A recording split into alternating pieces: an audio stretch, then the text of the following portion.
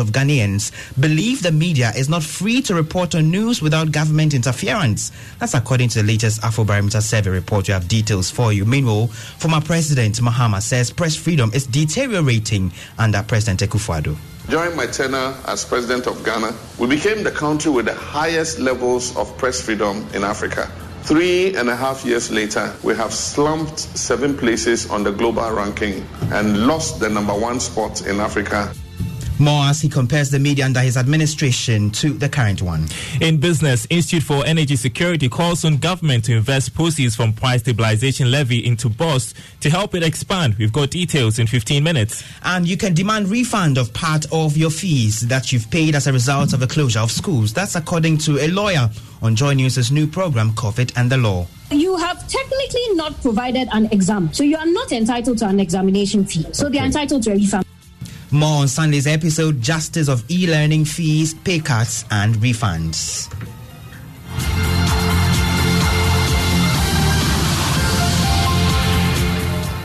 I appreciate your company with me this morning. Now, about 72% of Ghanaians perceive the media is not free to report on news without government interference. That's according to the latest Afrobarometer report. The report, which was released on the occasion of World Press Freedom Day, also revealed that only 19% of Ghanaians feel the media is somewhat free or completely free. Here is a News Desk report. According to the report, 2,400 Ghanaians were interviewed between 16 September and 3rd October 2019. In the report, 65% of Ghanaians say the media should have the right to publish any views and ideas without government restrictions. This marked a 29 percentage point increase after a sharp dip to 36% in the 2017 survey. Currently, 3 in 10 respondents say the government should have the right to prevent publications it disapproves of. Also, comparing preliminary data from Afrobarometer Round 8 surveys in 2019 in 8 African countries, Ghana recorded the largest increase in support for media freedom. A News Desk report there. Meanwhile, former President Mahama says the media was better under his administration than it is under this government. In a virtual address, the NDC flag bearer said Ghana has dropped 7 places globally and 3 places in Africa on the Press Freedom Index in the latest survey. There's more in the following report. Last year, Reporters Without Borders ranked Ghana 27th in Africa in terms of freedom of the media. But this year, the country has dropped 3 places to the 30th position. On the global scale, the situation is even worse. A 7-place drop. Former President Mahama, in an address, said press freedom was better under his administration. We became the country with the highest levels of press freedom in Africa. At the time, we were ranked #1 out of 54 countries in Africa. We also placed 23rd on the global ranking among 180 countries. 3.5 years later, we have slumped 7 places on the global ranking and lost the #1 spot in Africa to Namibia and Cape Verde. This should worry us, not only as journalists and media owners, but all of us. He attributed the drop to the closure of some radio stations in the country. He wants the media to be better protected. Without freedom, our dignity is trampled. This is why we need a free press as much as we need fresh air to breathe. So let us all protect the freedom of the press. Let us condemn the killing of journalists like Ahmed Swali, as well as the harassment of Manasseh Azuri and Edward Adeti. Let us rise up and speak against the dictatorial withdrawal of radio frequencies and closure of radio stations by the government of Nana Akufo-Addo. Former President John Mahama ending that report there. Let's do some education stories now. And if you are a student or parents paying fees, or even a teacher or a school administrator, pay close attention to this.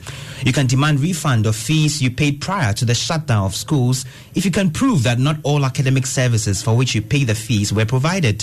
Lawyer Esine Okujeto has been speaking on yesterday's edition of Joy News' legal education program, COVID and the Law, which focused on the justice of e-learning, fees, pay cuts, and refunds. Maxwell Ababa has more. The money, as you call the parent to ask, are you okay? Some parents of a private school in Accra raising concerns about the lack of negotiations and cost of e-learning introduced after schools were closed as a result of the coronavirus pandemic. Speaking on COVID and the Law with Samson Ladi Anyenini, lawyer Esine Okujeto stated that parents and guardians can demand refunds of components of fees for which services have not been rendered. You have technically not provided an exam, so you are not entitled to an examination fee. So they are entitled to a refund of that. You have not provided feeding. So in that respect, they can get that money back. They can get for the period that they have not provided feeding. Exactly. Because the school has not met its obligation to provide that exam or to provide that feeding. But it's an issue of going to the courts to have that enforced. It's not as straightforward. You can enter into negotiations with the school. On concerns by some teachers in private schools whose salaries have been cut as a result of the coronavirus pandemic, here are her views. When you go into the fact that teachers are even performing, be it not within the school atmosphere, by being available via e-learning to teach the students, they are also performing under the terms of the contract. So the schools have no right per contract law to unilaterally change the terms of the contract. Maxwell Agbagba's reports there. Let's still stay with education a while longer, because Deputy Education Minister Dr. Yao Iduchum says e-learning exercises being rolled down as a result of a close down of schools will not replace classroom tutorials that should have taken place over the duration. Some students in rural areas have complained about losing out on e-learning programs due to the absence of internet and televisions. Speaking on Beyond the Lockdown show with MFR Pau last night, Dr. Iduchum said teachers in basic schools will teach such courses again when classroom learning resumes. Now, the University Teachers Association of Ghana, UTAG, is questioning the relevance of a proposed public universities bill set for parliamentary consideration, insisting there's nothing wrong with the current instrument regulating the sector. First introduced last year, the bill seeks, among others, to harmonize management of universities. At a meeting with President Akufo-Addo at the Jubilee House, President of UTAG, Professor Charles Marfo, called on government to rethink the bill, arguing the university community is not in favor. People have challenges with the content of the document. I just needed to bring it here and to say that at its present state, it is almost a no-no document for the universities. And it is important that we have a critical look at it, make it better, because people have concerns. Why at all do we need a bill? In other words, when there is no problem, why should we be fixing anything? UTAG President Professor Charles Marfo. Let's do some politics now. The New Patriotic Party in the Central Region has tasked its parliamentary aspirants to use their energies they would have used in their political campaigns to step up the fight against COVID-19.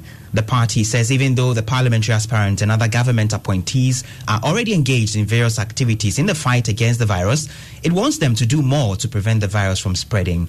Richard Kojonyako has more in the following report.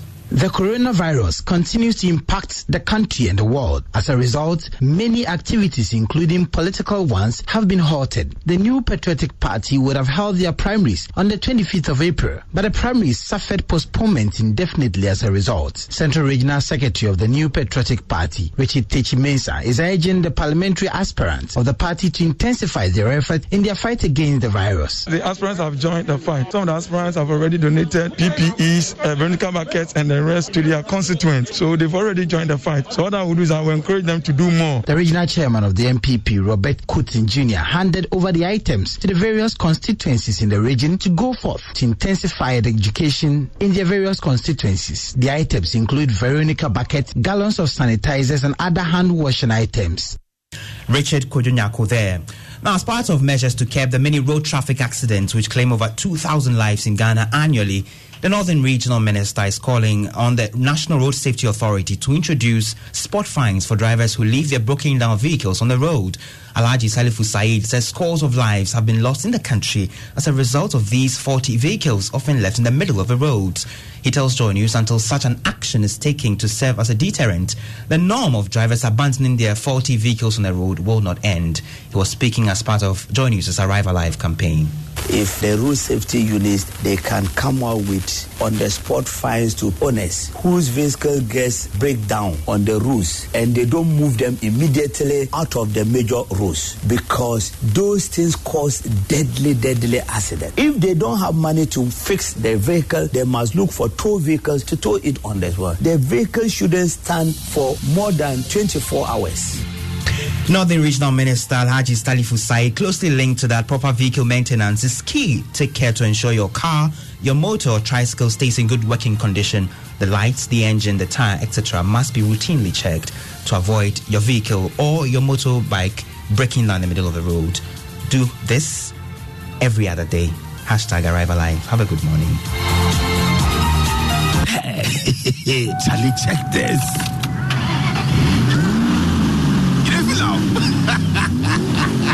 The sound of this engine. Music to my ears. I tell you.